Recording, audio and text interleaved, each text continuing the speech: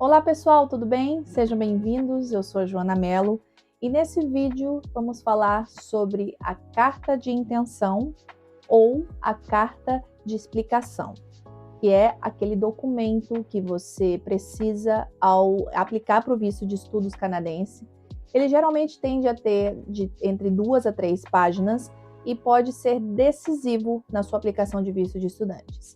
E nesse vídeo eu vou explicar para você o que é essa carta, que também pode ser intitulada em inglês SOP, que é o acrônimo para Statement of Purpose, ou LOI, que seria Letter of Intention. Você vai escutar muito esses termos quando você estiver estudando sobre a aplicação de visto no Canadá, né? Então é bom que você se familiarize também com o nome em inglês.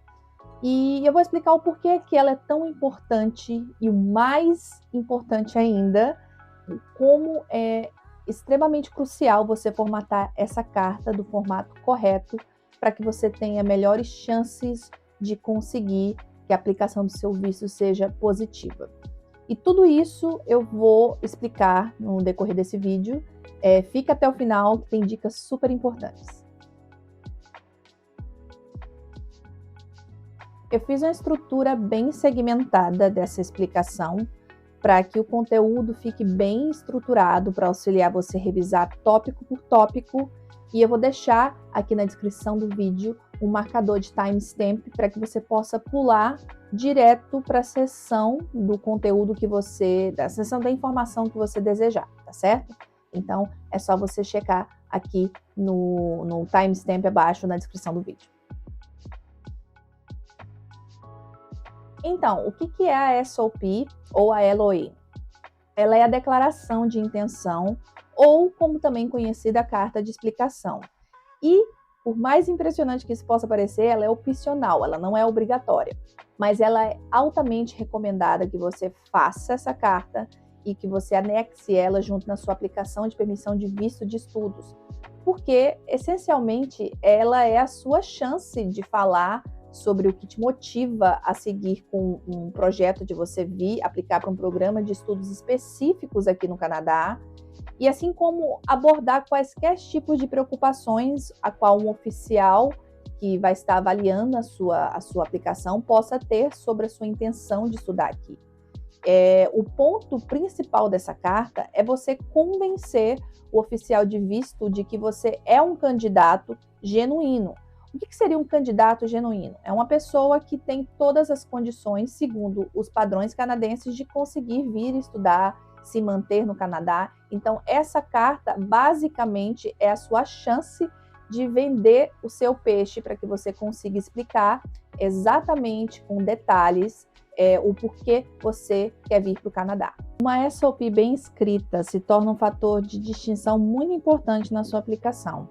Ela também serve como um meio de você conseguir convencer o oficial de visto de que você irá deixar o Canadá no final do seu curso, porque afinal a permissão de visto de estudos, ela é um visto temporário, né? Então, mesmo que você tenha a intenção, seu real motivo no final das contas seja você ficar aqui no Canadá, conseguir um job offer ou aplicar para um programa de imigração que você possa conseguir ao longo do tempo que você estiver aqui estudando, sei lá, qualquer tipo de oportunidade que apareça, você precisa, nesse primeiro momento, chegando aqui como estudante, né, no caso, aplicando para vir como estudante, provar nessa carta que você irá deixar o Canadá.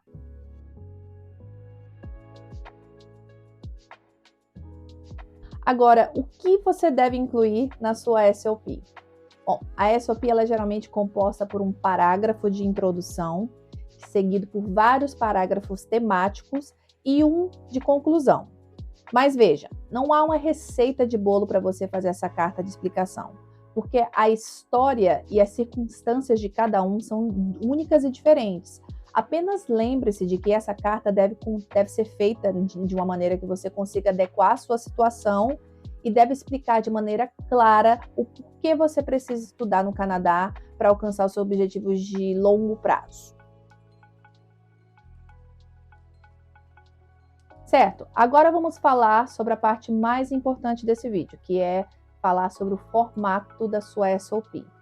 O exemplo que eu vou explicar para vocês ao decorrer desse vídeo é de uma carta de um estudante que teve seu visto aprovado. Claro que eu terei alguns pontos pessoais, né, e coloquei dados fictícios, tá certo? E um outro ponto importante que eu quero deixar bem destacado é que este exemplo ele serve apenas como guia, tá? E não deve ser um padrão a ser seguido no sentido de você escrever exatamente a mesma coisa, a mesma, vamos dizer assim, as mesmas informações. Lembre-se que os oficiais de visto buscam informações genuínas, então copiar e colar a mesma informação dessa carta, ela pode prejudicar a sua aplicação. Certifique-se de ser aberto, honesto com a sua comunicação, a forma como você vai abordar todos os pontos, para que você possa ter justificativas para respaldar qualquer declaração que você faça no decorrer dessa carta, tá certo? Ela não é como eu te falei, ela não é um template para você simplesmente alterar os seus dados. É mais no sentido de você usar como referência para você entender a estrutura para escrever sua própria carta, beleza? Certo, nessa primeira parte da carta, você vai adicionar um pouquinho sobre você, do porquê que você quer vir estudar no Canadá, adicionar um pouco da sua história, mas de forma breve e bem interessante. Você vai incluir aqui as suas informações do seu nome completo, sua idade, o país de residência e o programa de escolha, né, e o college, obviamente, e o DLI, que é o Designated Learning Institution Number, o qual você possivelmente deve ter recebido na sua carta de aceitação do college, que é aquela que a gente chama de LOA, Letter of Acceptance. E é importante você se atentar a não deixar essa carta com conteúdo muito extenso. Muitas pessoas tendem, e logo nesse iniciozinho da carta ali, né, deixar aquela coisa bem longa, cheia de informações, e fica sem dizer coisas que são realmente importantes, né? Essa é a parte da carta que você tem que pensar como se fosse um trailer de um filme ou um resumo de um livro. Então, não diga mais do que você precisa, use uma linguagem bem simples e vá direto ao ponto. Em seguida, você vai fazer um breve resumo do seu histórico acadêmico e profissional, incluindo detalhes importantes, como, por exemplo, as suas escolaridades anteriores, programas e títulos os quais você já teve no passado, títulos de profissionais de trabalho, por exemplo, citar nomes de organizações onde você trabalhou, ocupações as quais você exerceu. Na verdade, essa é a parte que você vai explicar como você considerou optar por esse programa, e deixar claro que esse processo foi feito com bastante diligência e que você não escolheu esse curso aqui no Canadá de forma aleatória. Então, você vai explicar que está tudo alinhado com seus objetivos futuros. O ponto principal dessa seção da carta é estabelecer essa conexão entre as suas experiências passadas e o campo de estudos escolhidos, o campo de estudo escolhido aqui no Canadá. Você também vai mostrar ao oficial de imigração nessa seção específica da carta que você possui conhecimentos, né, e habilidades necessárias para você ter sucesso acadêmico aqui no Canadá.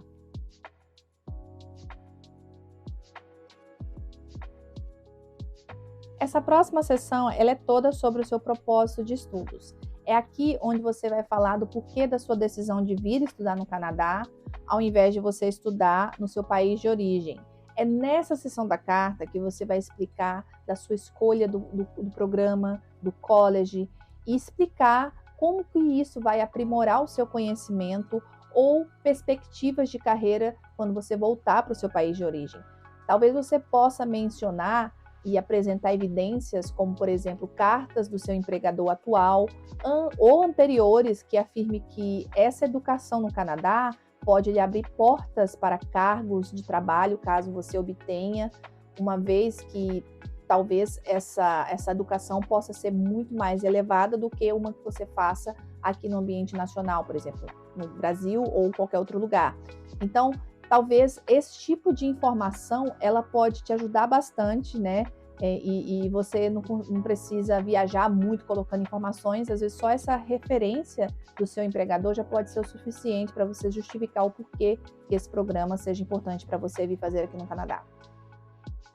Bom, se esse exemplo do empregador for algo que não seja interessante para você, para a sua situação, eu vou passar para vocês agora algumas perguntas que podem te ajudar.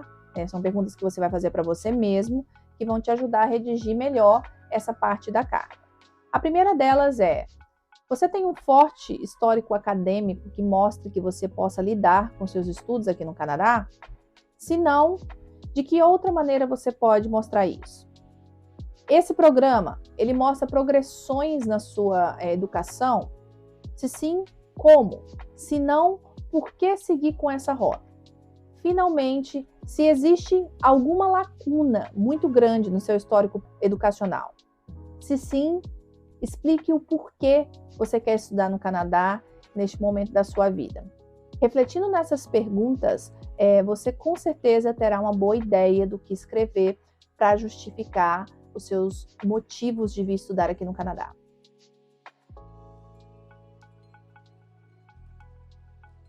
Após você explicar e mencionar do propósito dos seus estudos, o próximo passo lógico é fornecer detalhes dos seus planos após os estudos.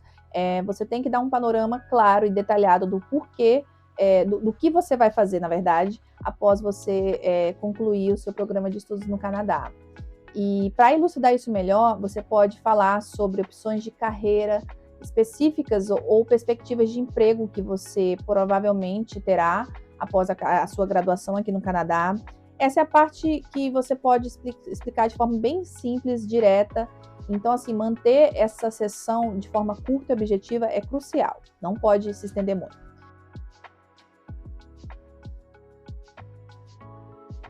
Para provar isso, uma boa indicação de que você deixará o Canadá assim que você completar os seus estudos, você pode mencionar de ter familiar que precisa de você, ou um trabalho que você tem para voltar. São maneiras típicas de mostrar isso, mas uma outra opção que você também pode usar, por exemplo, vamos dizer que você tem um pai ou uma mãe ou algum familiar doente, Deus o livre, mas enfim, pode ser uma opção.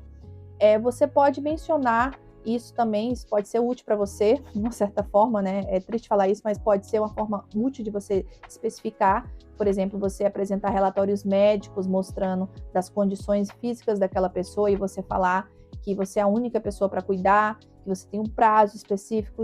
Então, assim, essa também pode ser uma maneira de você provar que você tem laços fortes para voltar.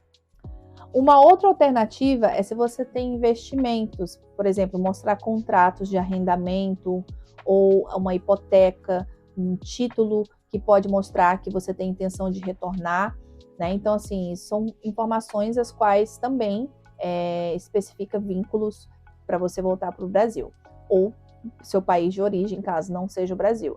Então, assim, tem várias formas de você conseguir especificar.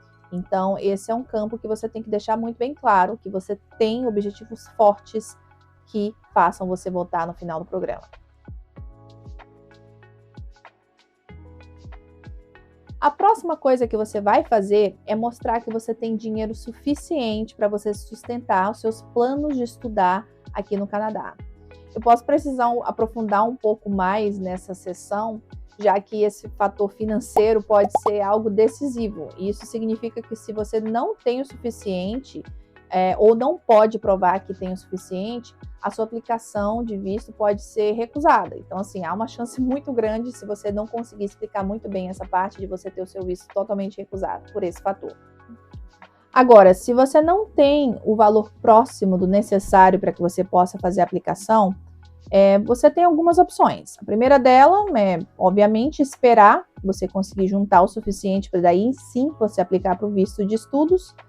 E a segunda opção é você conseguir encontrar outros recursos, como, por exemplo, você ter um membro da sua família ou algum parente seu que possa patrocinar a sua educação no Canadá.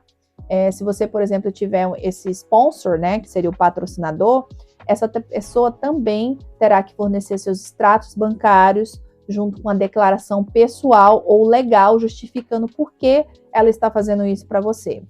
É importante você entender e ter em mente, na verdade, que é muito mais fácil para o oficial de visto acreditar que um membro da sua família direto, como por exemplo seus pais, estão dispostos e capazes a pagar pela sua educação.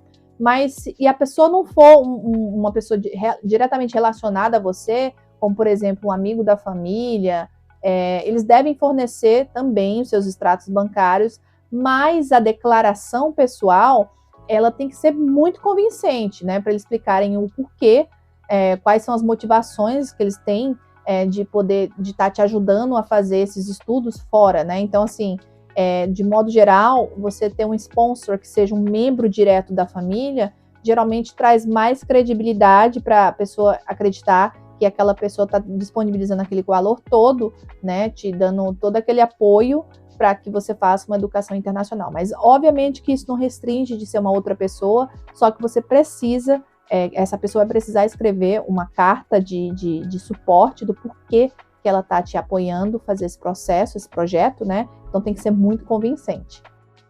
Atualmente, o governo do Canadá exige que você comprove um valor mínimo para que você possa se sustentar, assim como também a sua família, caso você venha com a sua família. E esses valores, por exemplo, se for apenas para um estudante sozinho, ele vai precisar comprovar $10.000 canadenses mais o primeiro ano do curso. E se for um casal sem filhos, a comprovação de suporte financeiro sozinha poderá sair por $14.000, fora o valor do primeiro ano do curso. Eu vou deixar aqui para vocês na tela a planilha do governo, do site do governo atualizada, que é agora de 2023, para que você possa ver a lista completa. Você só dá uma pausa no vídeo e você vai ver quais que são os valores de comprovação financeira para cada caso. Agora, digamos que você não tenha todo o dinheiro, mas terá o restante antes de você completar os seus estudos. Nessa situação, você pode considerar enviar uma aplicação para o visto de estudos, mas especificar na sua carta de intenção como você irá pagar o restante. Agora, digamos que você não tenha todo o dinheiro, mas terá o restante antes de completar os seus estudos. Nessa situação, você pode considerar enviar sim sua aplicação de estudos, mas especificar muito bem na sua carta de intenção como você irá pagar o restante. Por exemplo, digamos que você tem um custo total do college que seja esse valor, mas você tenha somente esse tanto, ou seja, tecnicamente está faltando esse valor. Se você, por exemplo, utilizar os seus pais como sponsor, contando que eles ganham este valor por ano, eles estão dispostos a cobrir os seus custos com sua educação, então eles podem escrever, né, uma carta de apoio financeiro descrevendo tudo isso. Ou seja, é só você deixar muito claro e evidenciar cada detalhe do que você está argumentando ali naquela parte da carta. Certo. Agora que você já tem o dinheiro suficiente, ou apresentou argumentos que terá o dinheiro suficiente, o próximo passo é você comprovar todas essas informações. E para você provar isso, você pode, na maioria das vezes, apresentar os seguintes documentos. O primeiro deles, os extratos bancários, pelo menos os últimos 4 meses, tá? Comprovação de imposto de renda, que é aquela declaração lá do IRF, os contratos de trabalho que atestam a origem dos seus rendimentos, isso é muito importante, e o recibo de pagamento do college, obviamente, porque se você já pagou lá no momento da LOA algum valor correspondente ao tuition do curso, isso também já conta como comprovação financeira. Cartas dos seus sponsors, caso você utilize uma pessoa que vai estar te apoiando, né, patrocinando, então você também tem que apresentar essas cartas. E várias outras formas também, tem vários outros métodos, outros documentos que você pode comprovar. Eu vou deixar um link na descrição aqui do vídeo para que você possa consultar, né, quais são os outros tipos de documentos que são aceitos como comprovação financeira, para você ter aí essas referências. Apenas uns lembretes finais para encerrar essa parte da carta, que é mantenha o parágrafo simples e direto e forneça números e detalhes precisos, apresente-os de forma que o oficial de visto possa ver e ler tudo de forma muito fácil. Para isso, eu vou deixar aqui uma referência para que você possa dar uma olhada, para você ter uma ideia de como que isso funciona.